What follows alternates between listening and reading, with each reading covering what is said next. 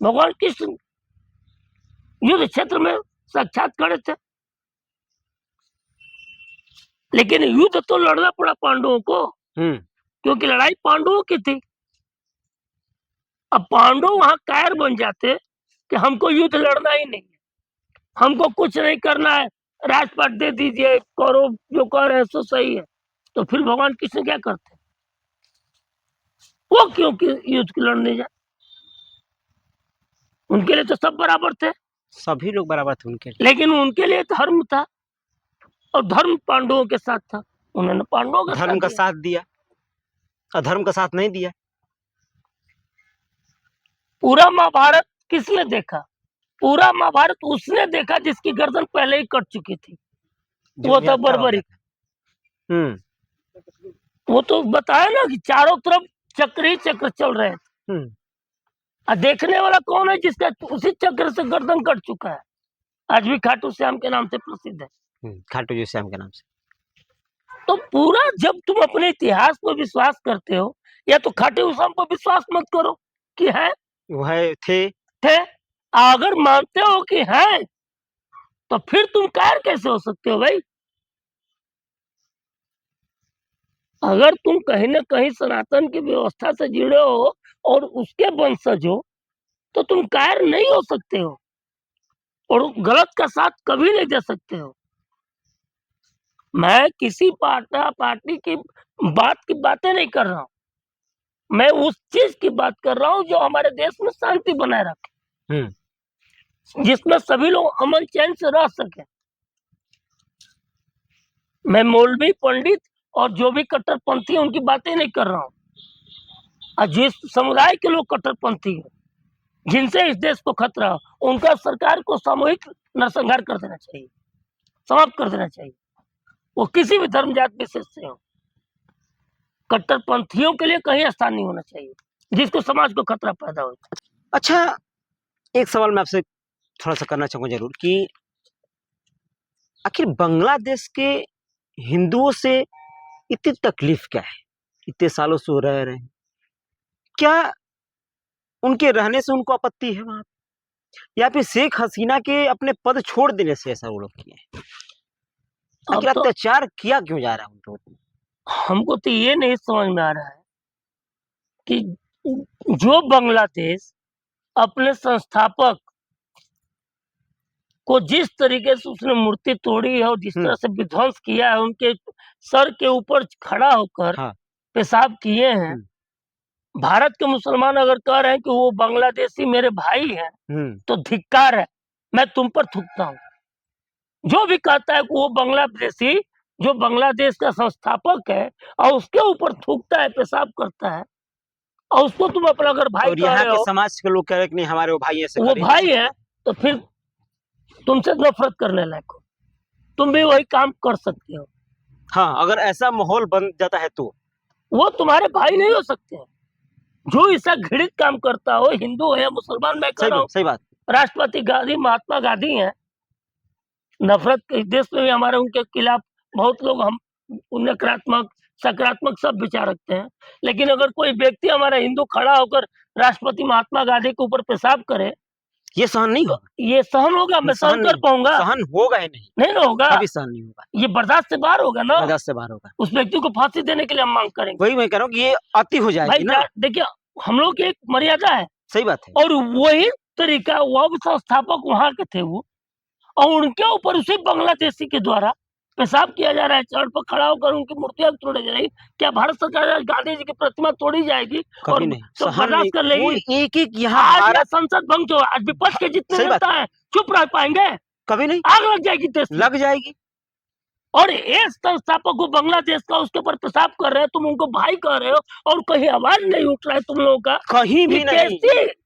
ये कैसा सेकुलर? ये सेकुलर है? मैं बार बार, मैं बहुत पहले से कहता हूं कि ना मैं सेकुलर और ना सांप्रदायिक हूं। सही बात है।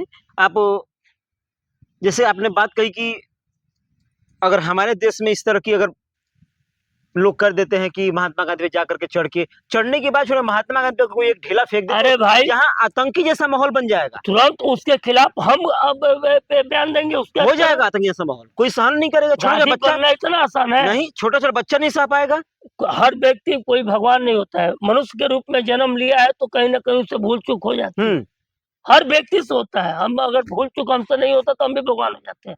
हर व्यक्ति भगवान का लेकिन फिर भी तो इतना होने के बाद भी जो समाज के लोग हैं कह रहे हैं कि बांग्लादेश में सब कुछ माहौल एकदम ठीक ठाक है, ये सिर्फ एक जिहादी फैलाने के लिए, हिंदू मुस्लिम के विवाद को फैलाने के लिए भारत में किया जा रहा है। ऐसे मत सोचिए, यहाँ जितने आप लोग दिख रहे हैं पूरे देश में, मुस्लिम मित्र हो या हिंदू, उनसे ये पूछिए कि तुम किसके पुत्र हो।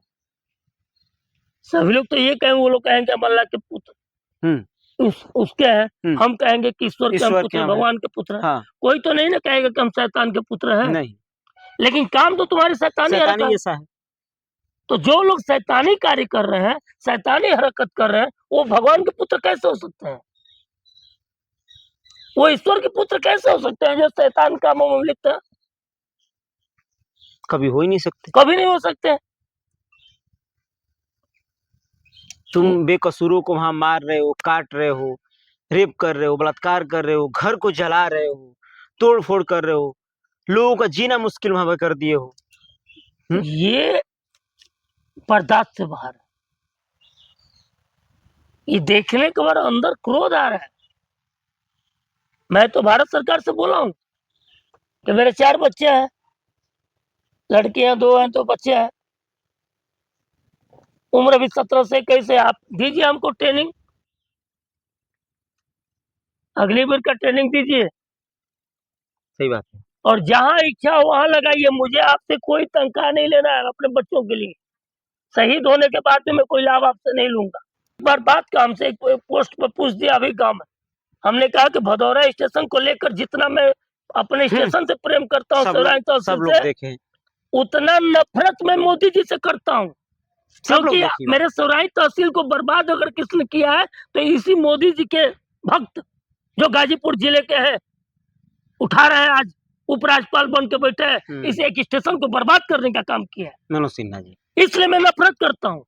लेकिन जहां तक देश की बात है तो ऐसे स्टेशन लाखों करोड़ों कुर्बान, देश सुरक्षित तो हम सुरक्षित।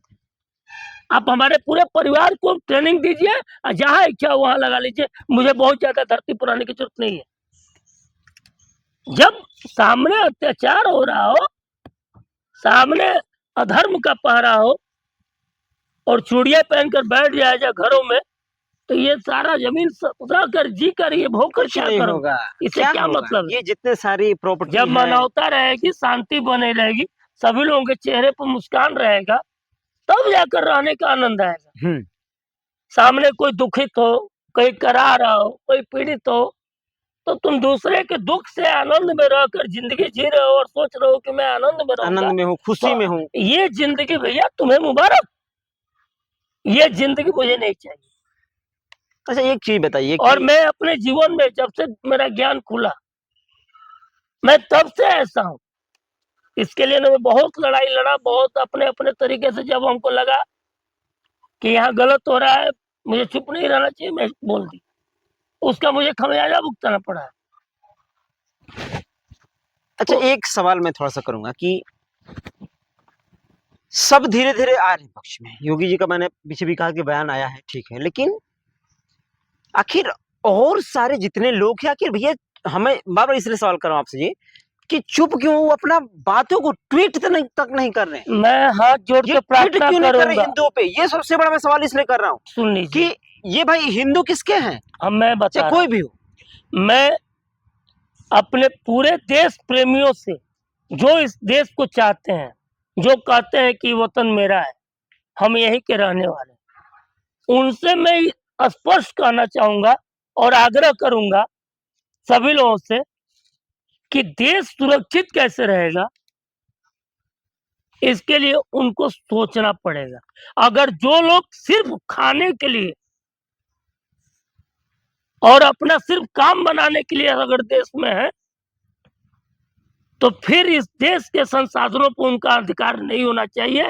ये देश में शरणार्थी बनकर है और या जरूरत पड़े तो देश से बाहर निकाल दिया जाए। लेकिन जो देश से प्रेम करता हो, जिसके लिए देश बना है, देश सिर्फ भोगने के लिए थोड़े होता है। नहीं, ये थोड़ी ना कि आप यहाँ हैं तो देश बस भोगने के लिए नहीं होता है कि हम अपना बच्चा, अपना परिवार, हमारा संपत्ति मिला है तो हम इसको अपना हम ऐश भोगने के कर लिए। रहे हैं, खा रहे हैं, पी रहे हैं, मेरा काम ये चल हमारे रहा है। देश में समस्या है, सब लोग भोगने के लिए पैदा हो रहे हैं। राष्ट्र सुरक्षित है तब तुम सुरक्षित हो। सही बात है। तो राष्ट्र हमारा सुरक्षित नहीं रहेगा राष्ट्र तो सुरक्षित होना चाहिए, मैं इस पर जानता हूँ। राष्ट्र सुरक्षित नहीं रहेगा तो आपकी ये प्रॉपर्टी, ये पैसे, हीरे जवाहरात, गहने सब क्या होंगे? ये सारे प्रॉपर्टी, सारे व्यवस्था कर्मधारित व्यवस्था है। सही बात है। हम लोग हिंदू हैं तो पूरे जन्म में विश्वास रखते हैं